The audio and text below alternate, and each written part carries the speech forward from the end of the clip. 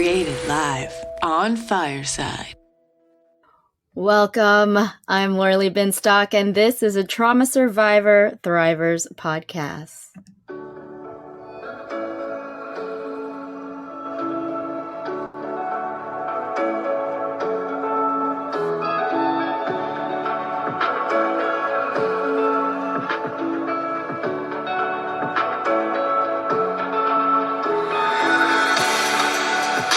Thank you so much for joining me live on Fireside Chat, where you can be a part of the conversation as my virtual audience. I'm Lorilee Binstock, your host. Everyone has an opportunity to ask me or our guests questions by requesting to hop on stage or sending a message in the chat box. I will try to get to you, but I do ask that everyone be respectful. Our guest today is Reverend Kenneth Nixon Jr. He is the author of Born into Crisis, a memoir about his experience growing up with a mentally ill mother. Kenneth, thank you so much for joining me today. Thank you for having me. How are you doing today? I'm doing great. Thank you. How about yourself? Pretty good, pretty good. You know, you challenged me because I don't have an Apple device, so I had to go out and buy one for the first time. Stop. Did you really? Oh my goodness. Yes. What do you think of it? I have a lot of learning to do. Oh my goodness. Well, I'm so grateful for you. I mean, maybe you could return it. I don't know if you're like, oh, this is, you get so used to one thing after a while, but I do appreciate your willingness to come on the show because you have a lot to say and I want to hear all about it. Your book, Born into Crisis. Wow.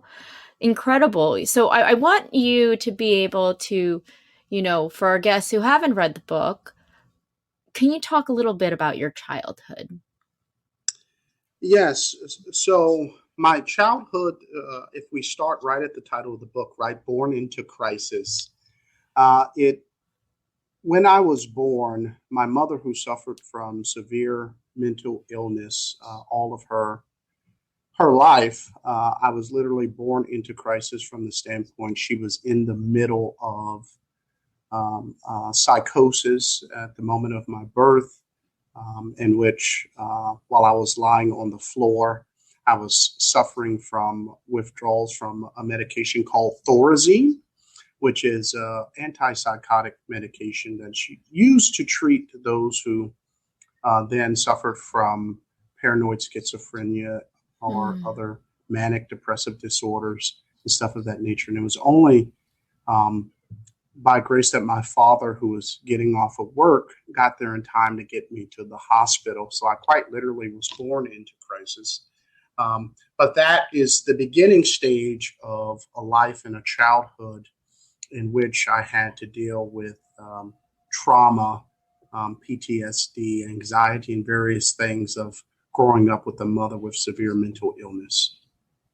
That's really tough. You talk about, postpartum psychosis. I mean, it sounds like she's dealt with these issues, but, after, childbirth, postpartum psychosis is very real.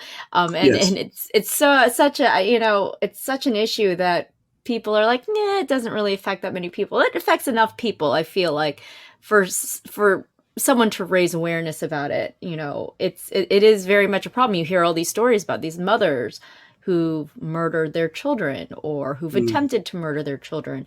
And, this is a problem, right? So I'm curious for you, for someone who's dealt with so much trauma, especially at an early age, how are you able to get out of that? How are you able to break these generational cycles of trauma?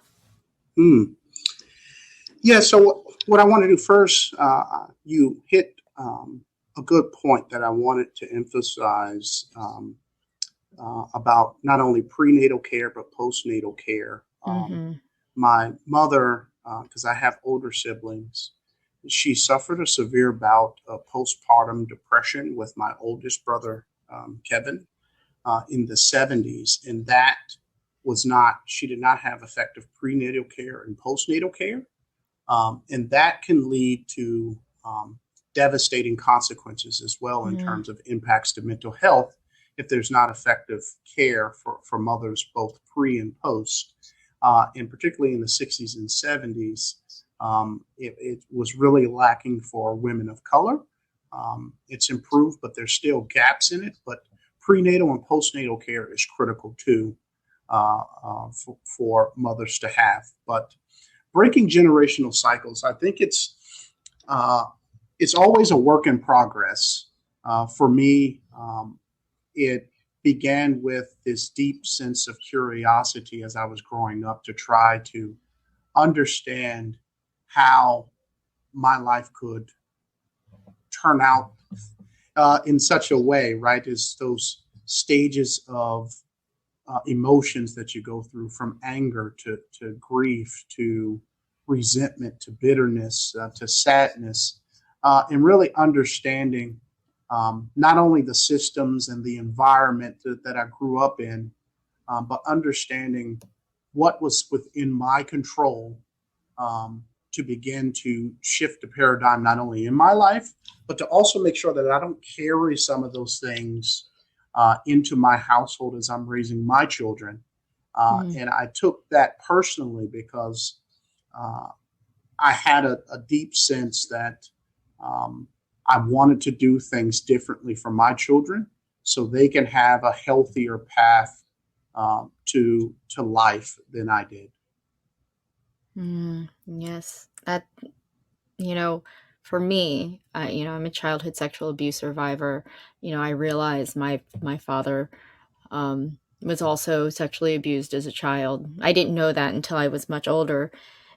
For me, it was really hard, even though it's like I knew, they also had very erratic behaviors, very very difficult to be around.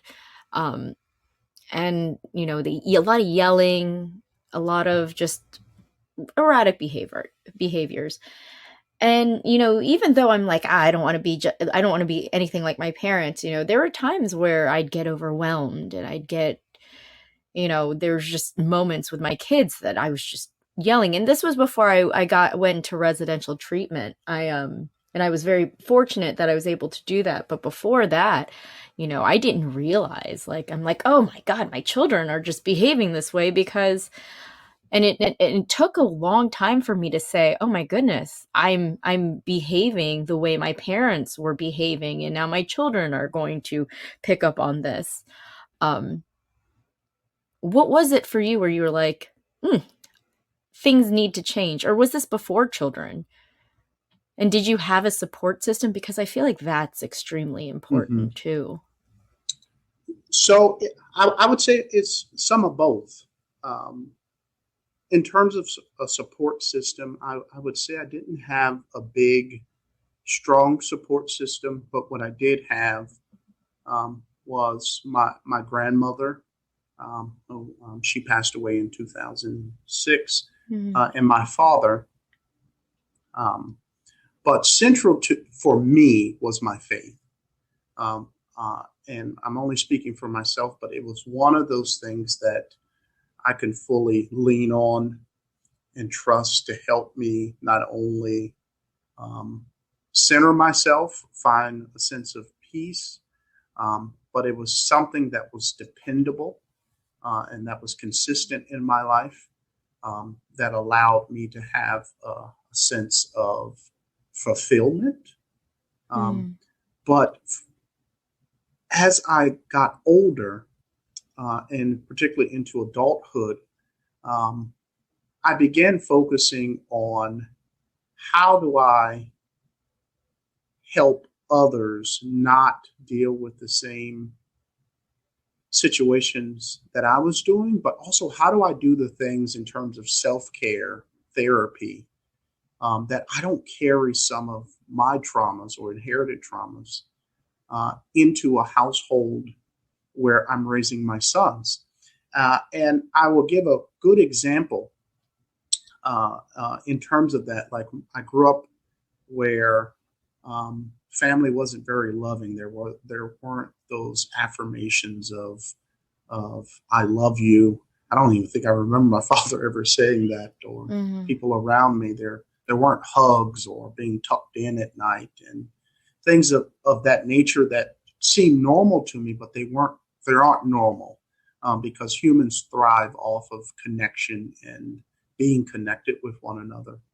Right. And it's really focusing on the small things to make sure that my children understand that they are loved, that I tell them that dad loves them, that I tuck them in at night, that I hug them, that they actually see me crying.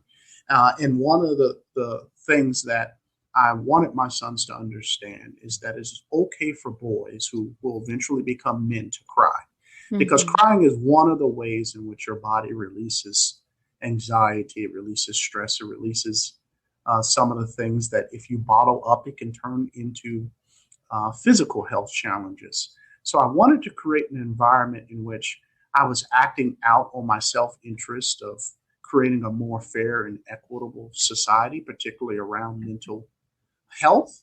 But I was also living that out in the way I was raising my children so they can grow up in a healthy environment as much as possible. I still have things that I have to work on because it's a continuous work. Mm-hmm. But as much as possible, I'm very conscious of it, and I try to create an environment that is 180 degrees different than the one I grew up in. Yeah, I feel like awareness is everything. When you're conscious about your behaviors, it's so much easier to make changes versus me before I actually was aware of what I was doing. I was just going along thinking, wow, well, Yeah. everyone's doing something wrong.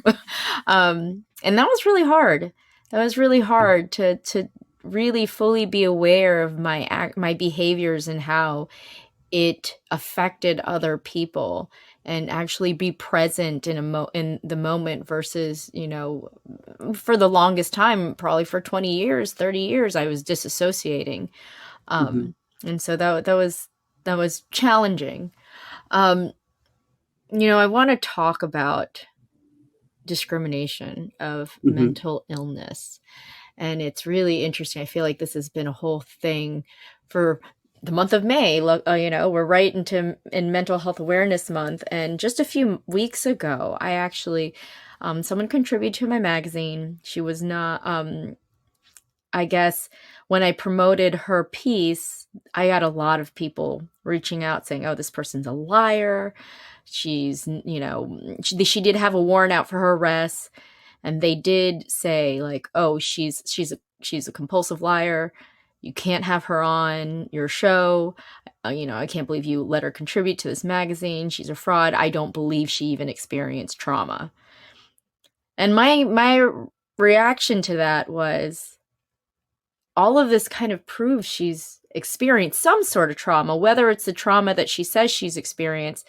She still experienced trauma. And I feel like I want you to kind of go into discrimination of mental illness and in that. Yeah. Yeah. And in my book, I dedicate a chapter kind of to the point you're getting at right now.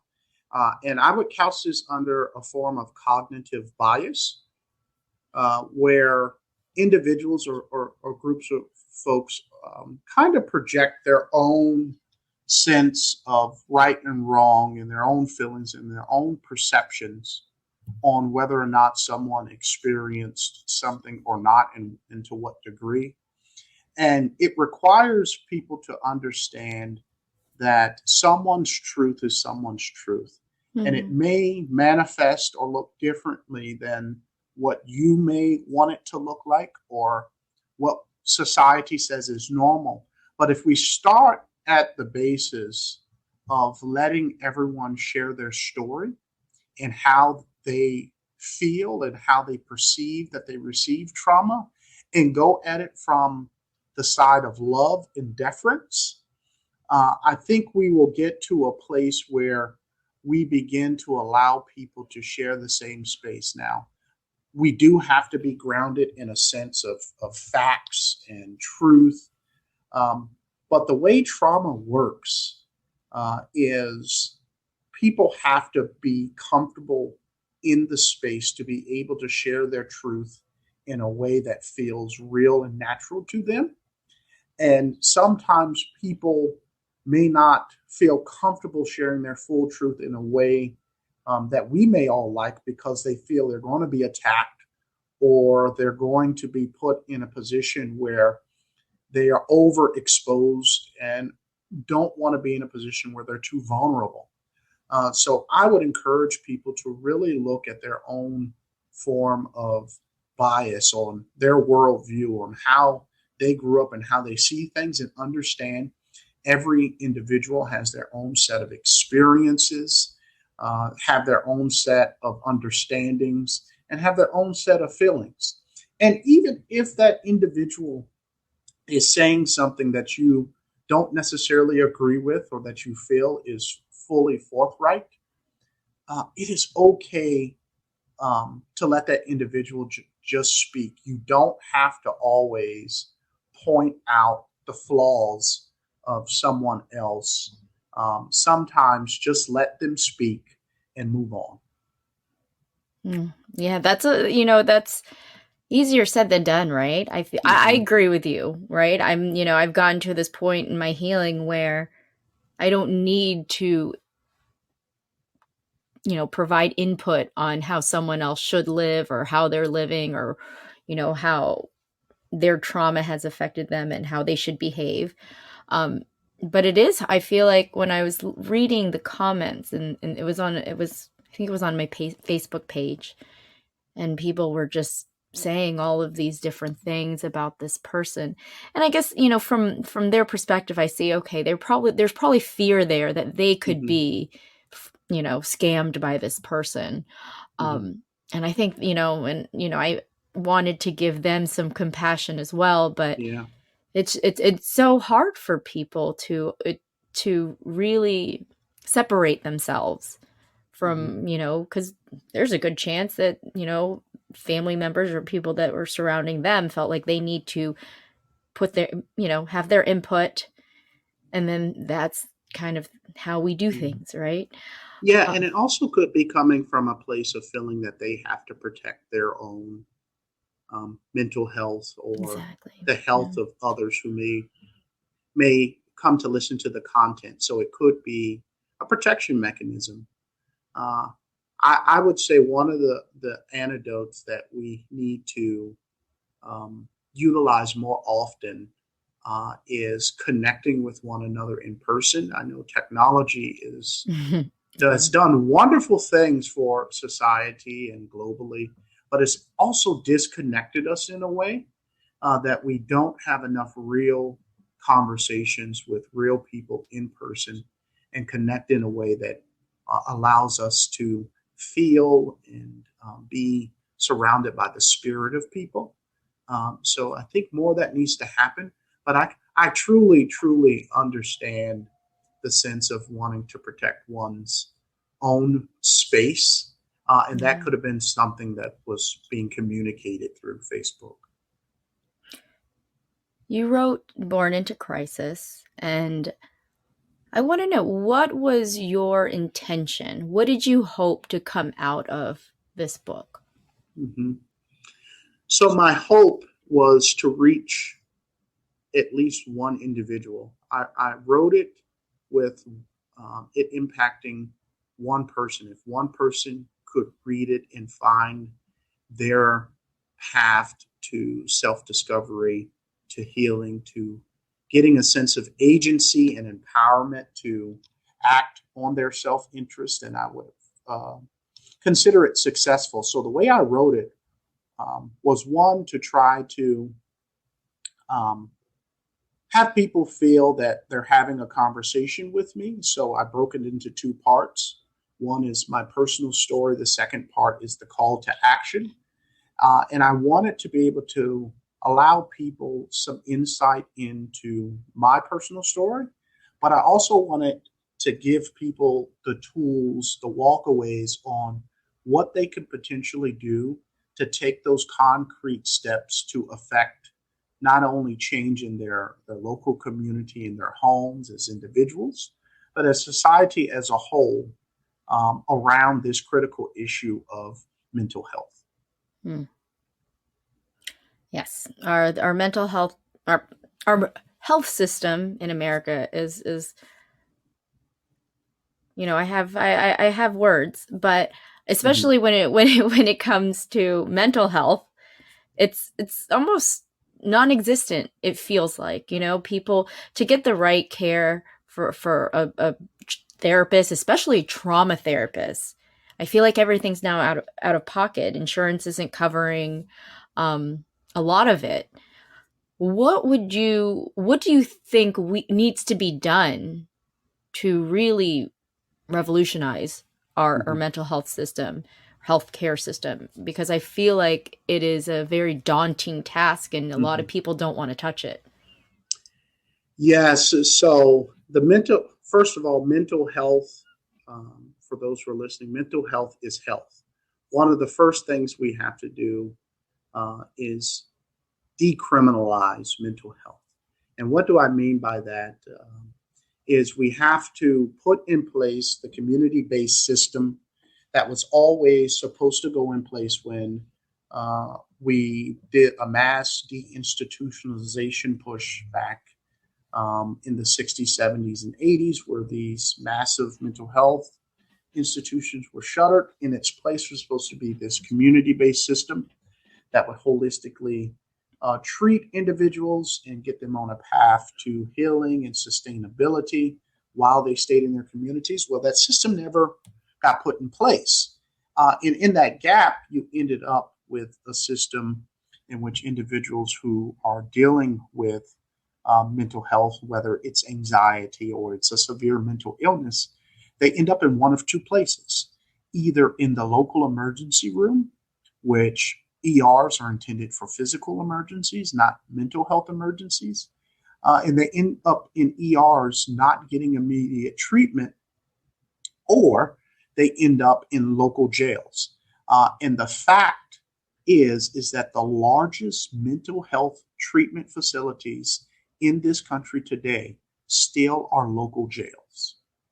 Think Mm. about that for a second. The largest mental health treatment facilities in the United States right now are local jails. And we need to shift that dynamic to a more humane form of treatment that keeps people in their community, that does not criminalize mental illness, um, but gives people their best shot at having happy, thriving lives. So would that be all community organizations that what would we be able to put in place? Yeah. What would So some of the work that I am doing through the organization I'm affiliated with, Voice, which stands for Virginians Organized for Interfaith Community Engagement. There's a three-pronged stool to this process.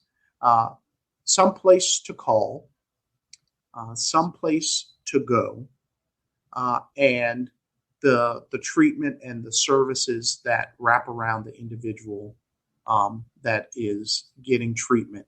So one of the key pieces that was put in place that needs to be put in place nationally and is the advent of the 988 hotline number, which allows individuals who or their loved ones who are about to go into a mental health episode or in the middle of it to have an alternative to 911, to call 988 and be connected to someone that they can talk to, that can help determine what level of illness that they're on and what type of treatment do they need, whether it's just to speak with someone or that they actually need to speak to a clinical professional.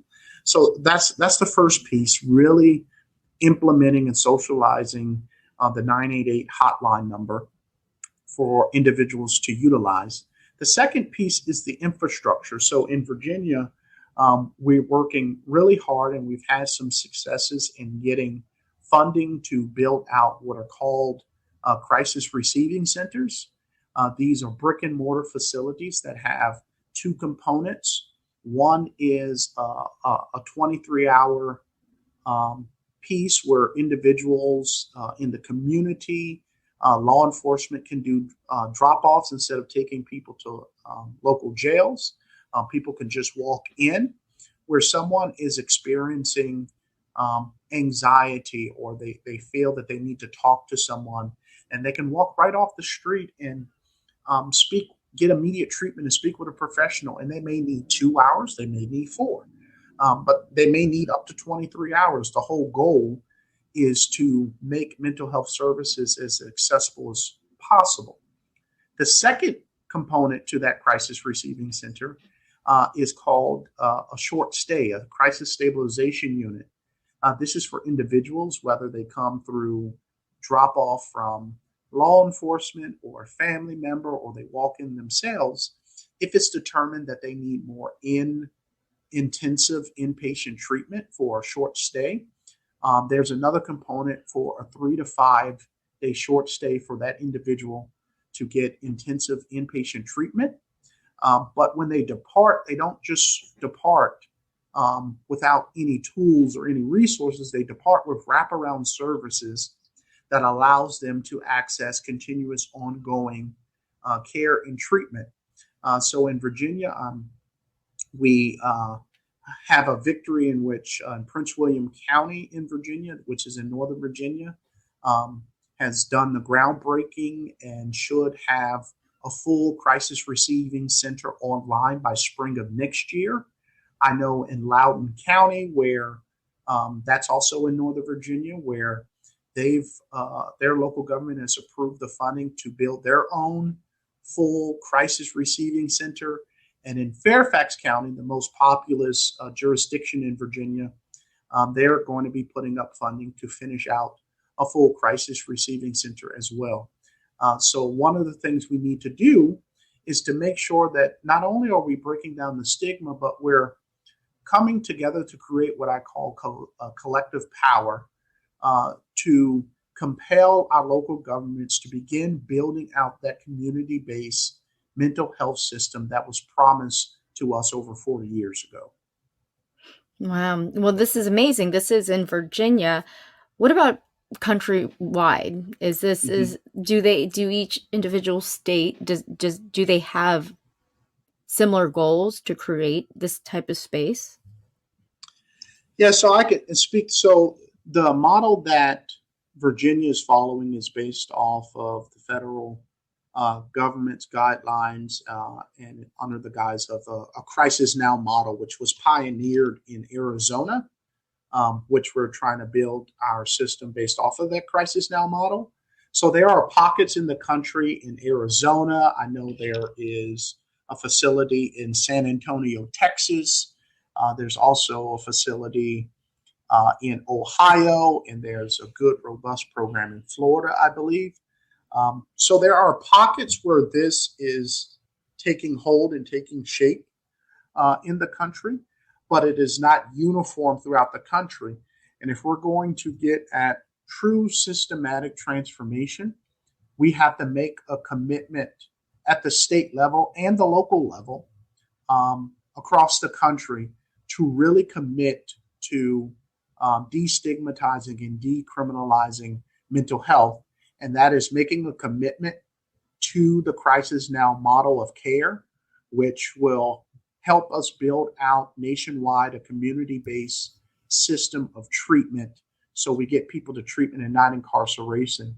So to answer your question, and it is in other pockets of the country, but there is no uniformity across the country to implement this model. Got it. Do you believe that law enforcement is equipped to handle people who are dealing with a mental health crisis? Yes and no.